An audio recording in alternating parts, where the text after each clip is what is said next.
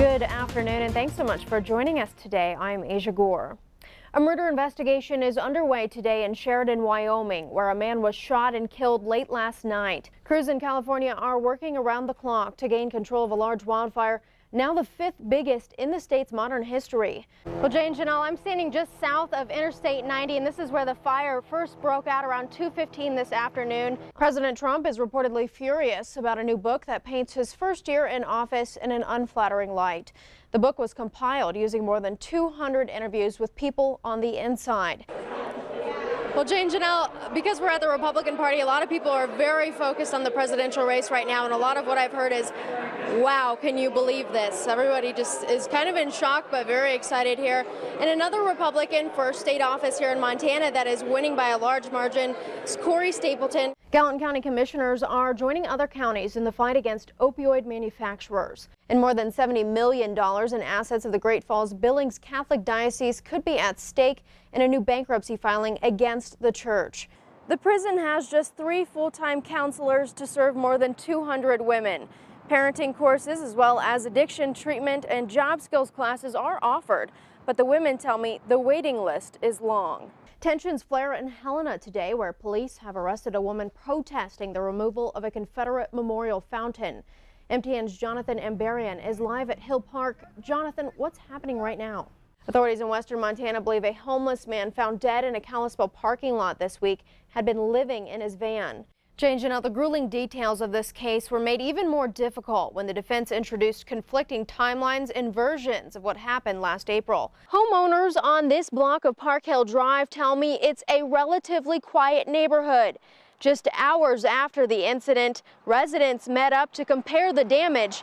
Now they're picking up the pieces. After failed attempts to negotiate a contract, Greg Doyon declined the Billings City Administrator position this morning. White House Press Secretary Sarah Sanders says from now on, staff will use their government-issued devices to conduct their work. An Obama-era policy that turned a blind eye to states that legalize recreational marijuana is in the crosshairs of Attorney General Jeff Sessions. Well, good evening, Jay and Janelle. Chart-topping artist Jason Derulo's performance is about so much more than just the music. There's incredible dancing and, of course, special effects. The committee took no immediate action on the bill. Well, turning now to the weather scene, who also didn't take any action on spring was the groundhog today, unfortunately. That's right. We had Punxsutawney Phil this morning, first thing at sunrise. Jay, I'm outside the pub station for the first Alive After 5 of the season, and Mother Nature has decided to crash the party here. As you can see behind me, they are packing up the stage, but not to worry. They tell me they're moving the party inside the pub station. Recycling centers say it could take until February for it to all be cleared out. And by then, we might have some nicer weather. Who knows? Montana has a methamphetamine problem, a problem that's showing up in just about every town in the hands of users, young and old. In fact, more than 400 criminal cases here in Yellowstone County last year involved meth. While addiction touches many lives, even more people may be unknowingly exposed to the drug. Q2's Asia Goare is on special assignment tonight to explain how our own homes may be contaminated by meth and how state law does little to intervene. If the walls of Billings homes could talk, they might tell a dirty secret. At least 50% of all the rentals in Billings would be contaminated by meth. For nearly 2 decades, Rob Moorhead has run a home remodeling business here in Billings with his brother Mark. In addition to installing new floors, Big Sky Exterior Designs also remediates homes contaminated by meth. The meth would actually be absorbed into the sheetrock here. Though Moorhead says that service is rarely requested. In other states, if it tests positive for meth, it's condemned. I mean, it has to be cleaned or torn down, period. But that's not the case in Montana. A 2005 state law simply requires homeowners disclose any knowledge of meth contamination to a new tenant before selling or renting the home. I can only disclose what I know. Angela Klein is the president of the Billings Association of Realtors. Before she agrees to represent a home, Klein checks the state registry. To date, 18 Billings addresses are listed, places where law enforcement discovered a clandestine meth lab. But even Deb Grimm, who updates the list, doesn't think it's complete. It doesn't cover methamphetamine that results from smoking in a home, and that contaminates the property just as much, if not more, than the manufacturing. According to the Journal of Chemical Health and Safety, meth residue can last decades. Sellers are not required by law to test the home for meth before selling. If it's not on the registry website, the seller does not disclose it to us. There's nothing for me to disclose to a buyer then. Grimm says meth residue left behind by a past resident can have serious implications on future residents. Extremely hazardous to small infants and toddlers because they're typically crawling on the floor, put everything in their mouth, and they get a larger dose for their body weight of the methamphetamine. Most of us know what using meth does to a person, but there's little to no research on the health effects of chronic exposure to meth residue. Now, studies available do point to neurological and respiratory issues, but not one doctor at any of the 3 Billings hospitals knew enough about it to give us an interview. The solution seems easy enough. Test the home for meth and call someone like Moorhead to clean the place up. But remediation typically costs anywhere between $12,000 and $20,000, and it's not covered by insurance. How long do you think it would take man-hours to clean this place up? Just to clean the property, probably 2 weeks. Moorhead says meth permeates wood surfaces, seeps into wallpaper, You literally take a pressure washer. and settles in air ducts where it's constantly sent back out into the air. So not only do people in the house have a chance of getting a dose of meth by touching it, but now they are also inhaling it. The law is written in such a way that it encourages ignorance. No knowledge means no extra cost for the seller and no worry for the buyer.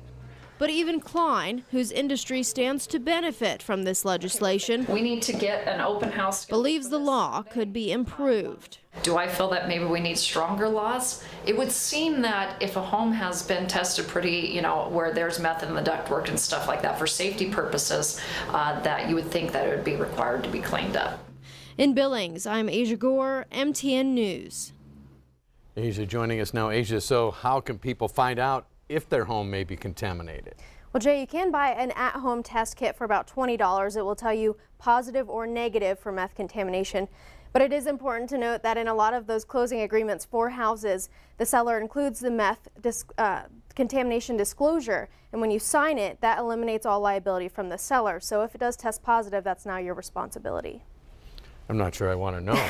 High winds, ice, and lots of snow. Montana winters have a grueling reputation. While most of us head indoors, the Montana Rescue Mission reports about a dozen people live on the streets of Billings. Tonight, a special report. One of those nomads is 61-year-old Gordon Harris, who lives on the Billings rims. Q2's Asia Goare is on special assignment now to show us why Harris chooses this lifestyle and those who try to rescue these nomads from the cold.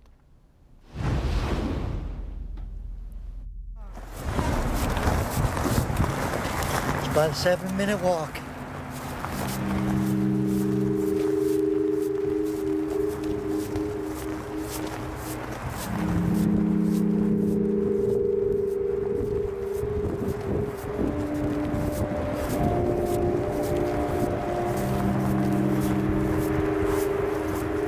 Gordon Harris makes this trip daily to his home here on the face of the rims. To me, it's just normal. He lives under this rock by choice. It's just not bad because we got 30 below sleeping bags. It takes you about 10 to 15 minutes to get warm. Gordon has lived here for about 3 years. Washcloths and warmers. Ever since he was evicted from his South Side apartment.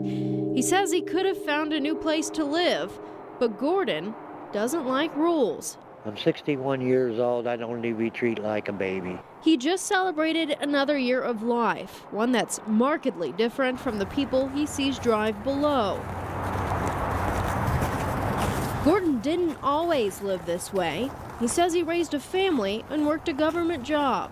I worked for Yellowstone National Park in '72, and I did a lot of camping down in the canyon. He's worked a lot of odd jobs over the years, from scrubbing cigarette smoke off walls to operating rides at the fair. Gordon also admits sometimes he resorts to panhandling. I don't drink and I don't do drugs. I drink coffee, I smoke cigarettes. That's the only drug I got is cigarettes. Gordon has never caused a problem. He's a likable guy, and he's a good storyteller. We try to take and extend services as much as we could to him, but he was one of those people that just wants to be on his own. Pastor Glenn Fournier operates the Montana Rescue Mission. He's identified about 12 nomads like Gordon who live outside the fray. And when the temperatures fall, Fournier hits the streets of Billings.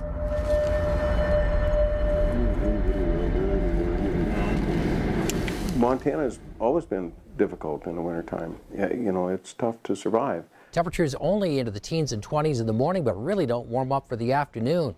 On cold nights, Fournier loads up the van with hand warmers and sandwiches. You eat today? You eat? Yeah. And recruits outsiders to come indoors. The more stuff we give them, the longer they'll stay out. And the more they're out, I can't help them. If they're outside my building, this is where all my resources are. This is where my staff is, and everything that we can provide for them is here. So the idea is go out and get them and bring them back. I'm okay here, but thank you very much. God bless you. Well, God bless you too, Carlos. But if you need help, you come and see me. Okay? Thank you so much. Some are slaves to addiction. Many struggle with mental illness. Others are far from home. Do you want to go get inside for tonight?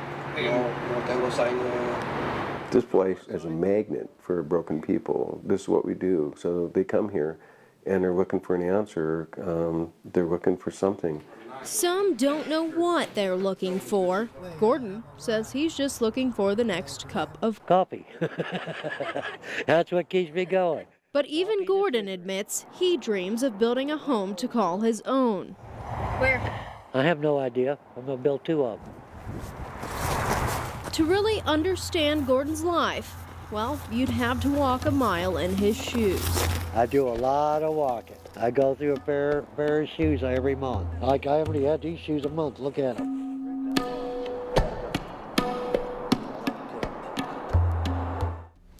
Brr is my Wow. reaction to that. Is a great story. So what can people do to try to help these nomads who appear that they really don't want any help? Well, you heard Glenn Fournier say that they don't like to be able to give these people anything that can keep them outside because they don't want to encourage that. But in cases like Gordon, they do want to help them survive through these cold temperatures, so they will give them donations like sleeping bags or coats, shoes, anything that can really help them survive this winter. Amazing story. Thanks, Asia. All right, thank you. If you had just a few paragraphs to summarize the life of a lost loved one, the choice of words would be difficult. One Billings family whose only child died from a drug overdose shared in her obituary the heartbreaking story of addiction. Q2's Asia Goare spent time with the young woman's family who say they want their carefully chosen words to help others. Let's get the side view here, Carol. Carol and I, we had waited an awful long time to have a child. And you do look sharp. So I just couldn't wait for our little Mary to show up, you know. She's pretty cute.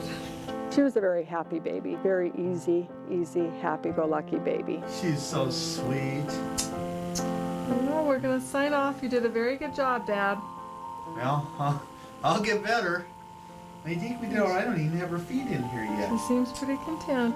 I was kind of scared because we had waited so long, but it was also very rejoicing because, you know, we had wanted a child really bad. John eventually found himself coaching Mary's soccer team, a game he knew nothing about, and Carol leading Mary's Girl Scout troop. They joined the church choir and took camping trips. Just a great thing for my kid. My daughter and I, we were really tight for a long time. 22 years of memories is all the Keenans have left of Mary. This little girl who grew up in this perfect world died on November 22nd in Utah as a result of her respiratory center shutting down after drug use when she relapsed shortly before that. Mary was in rehab for heroin addiction at a facility in Salt Lake City. She'd been sober for about 15 months when her roommate reported her missing. The next day, the Keenans got a phone call from Mary's landlord. And my first question was, is she dead? And she said, no, she's alive. She might be very high, but she's alive.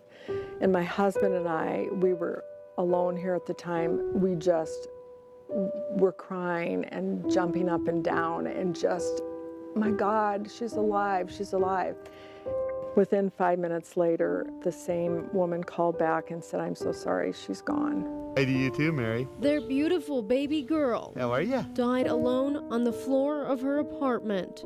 It's a tragic end the Keenans feared for years of Mary's addiction. But in the past 15 months of rehab, it seemed the old Mary was back. The one who loved red lipstick, the giggly hippie girl. Yeah, it makes you feel so good when you saw that. You know, your heart would just sink and you'd just go, yeah, I got my baby back. Hi, Mom. So I'll call you tonight with information, but I'm transitioning on Monday, leaving here on Monday, and starting day treatment on Tuesday. Mary chose to go to rehab. She admitted her addiction, and she committed to sobriety. And I can remember Carol and I, we looked at each other and we just grabbed each other's hands and we said, thank God she wanted help. She thrived there and absolutely loved her sober community there. In treatment, Mary met Jake and Carson, two recovering addicts who relied on one another for strength. And if I was struggling or thinking about something, or she was, then we could talk to each other about it and just kind of talk some sense into each other, I guess. I'm so proud of Mary and what she accomplished those last 15 months. No one knows why Mary relapsed. Her last few minutes of life remain a mystery. But the Keenans don't want Mary's story to be a secret. They published this obituary. We know that it was not Mary's choice to die. She had been sober for so long that her body no longer had tolerance for the drugs when she relapsed. And I hope just by maybe putting that obituary out there that people can say, hey, yeah, we need help. Our children need help, and not be ashamed and afraid to tell people. Even if we can save one. But heck, let's go for 10 or 20 or 30, you know, because Mary would love that. At her memorial service, longtime friends and strangers alike shared their stories of addiction with the Keenans, and the comfort this grieving family experienced was unexpected. At the end of Mary's service, the Keenans released balloons to the heavens. There's balloons everywhere, look at. My sister Donna came over last night and she saw something in the road that was right in front of my house. She brought it in, knocked at the door and said, you'll never guess what I have here. And she said it was one of Mary's balloons. So in our hearts, we know that Mary's telling us that she's okay. When we know that Mary is okay, this was her sign to say that she's okay. Thanks, Asia, and thanks to the Keenans for telling their story. Now, the Keenans asked that donations be made to Tumbleweed in Billings to help other youth struggling with addiction. A Billings woman's childhood memories were made in a home without walls where wild animals were welcome guests. Following her father's death, the woman fought for years to try to preserve the home. Q2's Asia Goare traveled to Wapiti, Wyoming to take us inside the mysterious Smith Mansion. When he was younger, he wanted to build a small family cabin. It's not what you see today. He kept building and building. It was always interesting to see what was going to happen next. Nobody ever knew. Sonny Smith lived here in the house her father built for the first 12 years of her life. This was our dining room table and chairs. No electricity, and therefore no heat or AC, and no running water. We had 5-gallon buckets where we would use the restroom. There was no outhouse. We were just under the stars. We never slept in beds. It was always sleeping bags. Her father, Francis Smith, built this home by hand without a blueprint. All the timbers for this house came off of Rattlesnake Mountain. There was a bad fire during the mid to late 50s, and the Forest Service made it free for picking. So he'd go up there in his half-ton pickup truck and he would haul off logs. Francis Smith spent much of the 1980s building his 5-story dream home, a project his daughter Sunny says may have never been complete. he's quoted saying that he believes this house would get him before he could get the house. He was never going to be done. Sonny Smith says her father got back up from every fall but one. In 1992, Francis Smith fell to his death. Where her father's blood dripped through the floorboards onto the soil, Sonny Smith says this rosebush bloomed. I've never seen a rosebush up here. Nothing grows. For Sonny Smith, this new life is a sign, a reason to keep her father's dream alive. Our goal here is to keep it standing, to keep it open, and that's a lot of work, but it's my childhood home, and it's become my passion. If home is where the heart is, the soul is with the Smith Mansion. In Wapiti, Wyoming, I'm Asia Goare, MTN News. Very cool. Yes, absolutely. You've seen it before. I've driven by and you go, what is that? Yeah. Well, Smith is putting on a fundraiser for the home August 26th in Cody. And eventually she hopes to get that home registered as an historic site. We'll see. Up next in weather, Bob says it's not